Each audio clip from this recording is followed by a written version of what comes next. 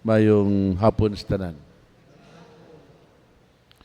Kung ato nga namatikdan, sugod sa Lunes hangtod sa Biyernes, ang mga pagbasa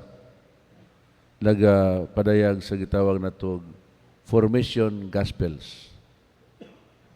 Ang framework, ang core of Christian living nga mga pagtulunan ang padayag. Kung nahinumduman nato kagahapon human sa mampuon nga pagpamalandong ni Jesus, ipili niya ang 12 ka mga tundan. O saya nga pagpili kanila, but niyang ipasiguro nga dunay musunod sa unsay iya na nasugdan. Sa ato pa dunay plan A, dunay plan B. Kunay gitawag nato og mga first liners, second liners nga in case dunay kakulian nga may tabo sa una, anay automatic nga mosunod dayon.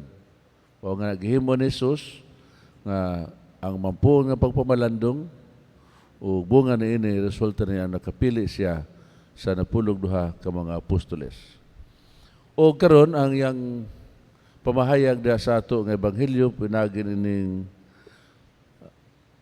Beatitudes, ang mga kabulahanan o kalautan, iyasab kini nga gipadayag sa mga tinunan og kanato nga mga magtutuo sa ato nga kapanahonan.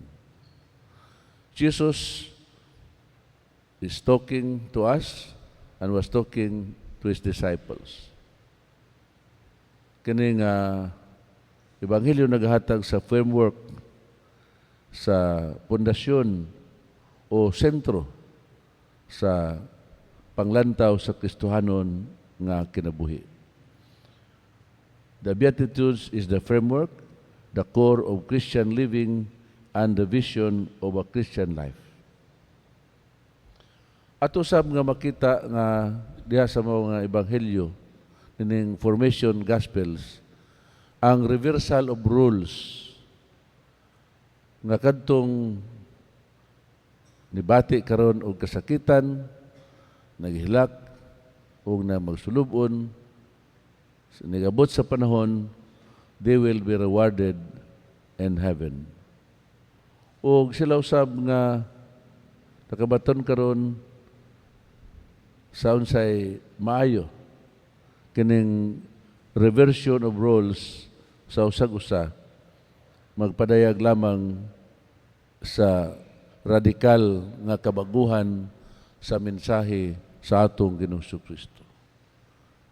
Ug ang ipasabot nini nga ang atong citizenship is in heaven, our eternal life.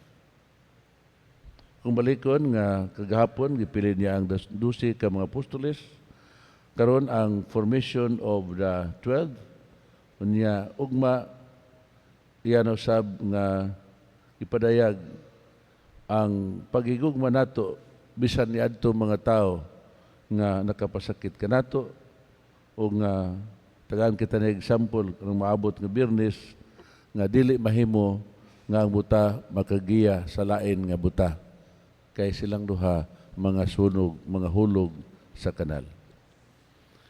Mga kaigsunan, material poverty, hunger and grief, persecutions for the sake of Christ are conditions of extreme insufficiency.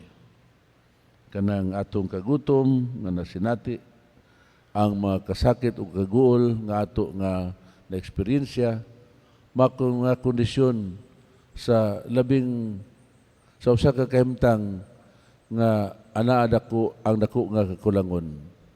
Apan sa pag-ila nato nining maong kahimtang ug sitwasyon sa atong kakulangon, kini nagpasabot nga bukas day kita sa giya o grasya sa Ginoo.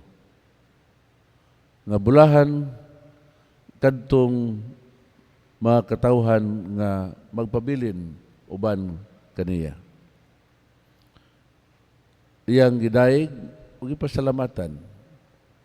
And God commended those who believe in Him as the source and origin of life and the origin of good.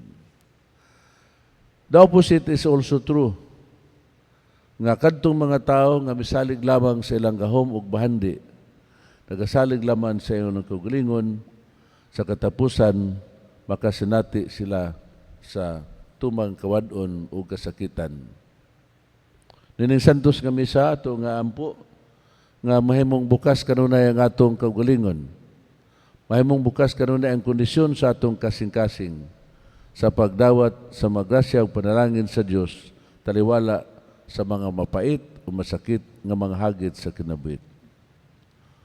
What is the condition of your heart? Is it open to accept God's blessings amidst painful challenges? Or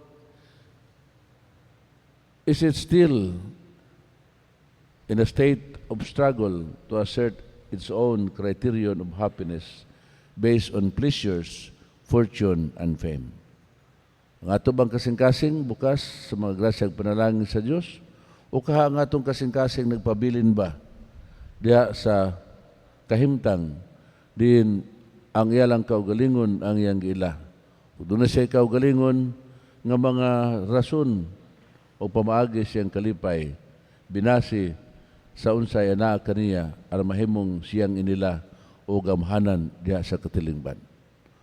Sa pagpadayon nato sa pagpamalandong ning santos nga misa, atong yampo nga kining hagit o framework nga gipadayag sa atong Ginoong Kristo pinagi sa mga beatitudes ang kabulahanan o kangaalautan kanunay mga pahinumdom kanato unsa kabililhon ang makarunayo nato nga pagpaminaw, pagpamalandong o pagkamampuon sa mga pulong sa Ginoo.